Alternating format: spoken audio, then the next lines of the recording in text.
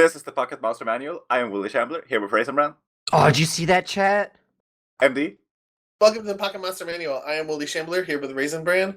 Did you see that, chat? MD. Moogle. I'm not continuing that. I'm not enabling this. And Specs. I'm not continuing. I'm not enabling. And we're talking about Chatot. The case for that there should be a sound Pokemon. There should be a sound Pokemon, sound type. What are you doing? What are you doing? I'm leaving. I'm leaving. Okay. Sorry, I had to get it out of my system. Here's the thing with its head, right? So you can imagine that musical notation was created in the Pokemon universe based on what Pokemon looked like. So they were like, oh, we'll make a Quaver look like a Chatot's head. Yeah, let's do that. Of course, everything in the Pokemon universe has to relate to Pokemon in some way. Yeah. So imagine the base clef Pokemon. That thing must be in misery every day of its life. That's just a Chatot that came out wrong. This thing used to not be on my radar, and I don't know what's happened over the past few years, but I've really come around on this thing. I really liked how this thing looks. I think he's so funny and cute. I think he's my favorite normal flying bird these days. Oh, wait a minute. Is his tail supposed to be a metronome? Yeah, it's a metronome. Oh, I just noticed that. Hell yeah. He's got a good design. I like that there's a musical Pokemon that isn't like a cute little fairy or something. And he's got a big white cravat like a fancy little Viennese composer. Yeah. I think he's lovely. Is this the one that you can record sounds for and then like play them back as its cry? I have a story. So a few days ago, I booted up Platinum to catch a Chatot because I wanted to do a recording of it and use it in this episode, but the recording is so awful. It just comes out as like nonsense. But yeah, you can record like your voice for the move Chatter, and then when you send it out in battle, it overwrites its cry, and when you use the move, it like uses the recording and the power of the move and the confusion chance of the move are tied to how loud you are when you do the recording. Oh wow, so if you just like break your mic. It's not necessarily loud. It's like there's more weird factors at play. It's a complex move, but they ended up cutting all of the recording stuff in Gen 6. And it wasn't damage, it was confusion. Oh, I thought it was both. Okay.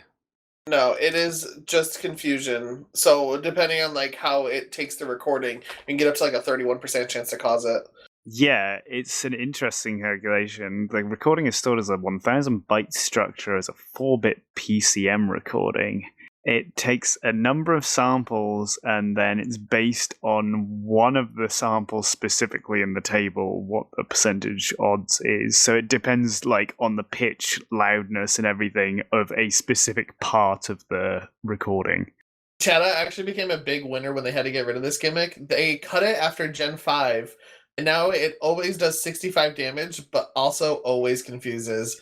And let me tell you, I've taken this thing through some pretty hard nuzlocks because I could just throw it out and win a coin flip, and then that's what it takes to survive. Also, fun fact, in Gen 5, this thing was banned in VGC tournaments because you could like record it to say like naughty words. Oh my god. I was gonna say, like, it's Dex entry that says, like, when they gather in large numbers, they all learn the same saying.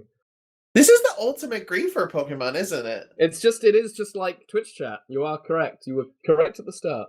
You know, it doesn't have to be malicious to, like, harass you, because all it's doing is repeating things. So if somebody doesn't like you, they can, like, trade you a Chatot that's just, like, spouting racial slurs, so you go out to, like, battle in some, like, gym battle, and all of a sudden it just says an awful word of the gym leader. Like, you just embarrassed yourself because somebody set you up. That is not okay with Brock's rules. It says the word Italian constantly. Yeah, I agree. You can't say that. It says ling. No, it comes out and it just goes Cafagricus. It fucking dies. This is what I mean. This thing is an evil Pokemon used only for evil. I would have one. Even its key art there looks like it's plotting something. Like that half-lidded eye stare at you. Like, I'm gonna say something. I'm gonna fucking say it. It doesn't look... It looks like it's scrutinizing me. It doesn't look like it's plotting anything. They do imitate human speech, but it is said in Legends Arceus that older, more experienced Chatot can understand the meanings of the words they mimic. So as they get older, they stop being edgelords. Chatot, what color? What color, Chatot? Wario. Alternatively, it could double down on the words. Yeah, exactly. It'll act like it's younger, and when you yell at it, goes, "Well, I don't fucking know what I'm saying." I do. I really then do. he gets older, comes out, and just like curses your mother, and you have to be like, "I didn't teach my chat at that. I'm so sorry." I think this thing is ripe for an evolution. You could make its head like the shape of a different musical note, and just make it bigger. Give it an extra foot, and yeah, that'd be neat. I think it'd be better with a mega. I've seen quite a few like fan concepts of like evolutions of this thing, and they basically do exactly what you pitched, Specs. Give it a little microphone, like a Farfetch'd has a leak, and it just holds it out to like record other people. Yeah, cool little one-off. I'm curious if they decided to make like a parrot first and were like, oh, we can like incorporate the DS microphone, or if they were instead like, we want to make a Pokemon that incorporates the DS microphone. I think I would guess the microphone idea came first because like he's very orientated around that, you know. Yeah, that's my guess as well. They love doing that shit. So he just needed an evolution. I actually used this guy my first run for Diamond when I got it, and he's not good. And the rest of the team had to carry him super hard. But I really liked the microphone gimmick, so I kept him. Don't even remember what I said. I probably just yelled. I like how the like not most DS games, but lots of DS games did weird stuff with like the microphone. And so many DS games do the thing where like when you close the screen, it does something. There's like loads of puzzles in games that are like, to win this puzzle, you have to close the DS to put it in sleep mode, then open it up again. Which I don't think they used in Pokemon, but there should have been a Pokemon that you can just like close to evolve it. Like they did that with Inkay, right? You turn your 3DS upside down to evolve it, don't you? That was You have actually to do great. it. You have to do it with a Switch now. Still too. What's everyone's favorite DS gimmick or 3DS gimmick in a game? In a Pokemon game? No, any game where they like use the hardware, some funny way.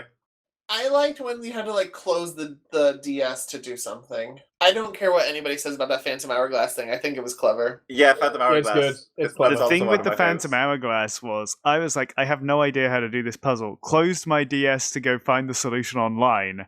Opened my DS back up, and I was like, oh, I did it. Which was funny.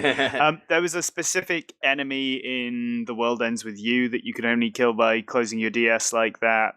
And in Mario 64 DS, if you close your DS, Mario goes bye-bye, and then when you open it back up, it makes the coin noise and stuff. So that's good. I always really liked those gigantic battles in Bowser's Inside Story where you hold the DS like a book. Oh yeah, those are fun. Yeah. Oh, that's actually a good one too. Yes. Holding like the book, that made it really cool. That was really. I think isn't the whole of Hotel Dusk played with it like a book? Yes. I was going to say Hotel Dusk. My favorite thing is when you have to hold it like a book. The Dr. Kawashima game. Rhythm Heaven. Although I hate that game's controls, though, to be honest. Yeah, DS Rhythm Heaven kind of sucks. No, Dr. Kawashima wasn't in Rhythm Heaven. Just kind of became an ode to the DS, huh? I think Chatot is a good relic of a bygone era. It's not something you could pretty much ever design again. Like, because the Switch is probably I don't think Switch 2 is going to have a microphone. Oh, I think there was hardware news that said that it will have a microphone like yesterday. I did actually see that. So many L's on this session. What a fucking L. But I mean, even if it does have a microphone, they've generally strayed away. I feel like, because even the 3DS had a microphone, but they still got rid of the chatter functionality in X and Y. Turns out that being able to make your Pokemon say swear words isn't good. Capricus.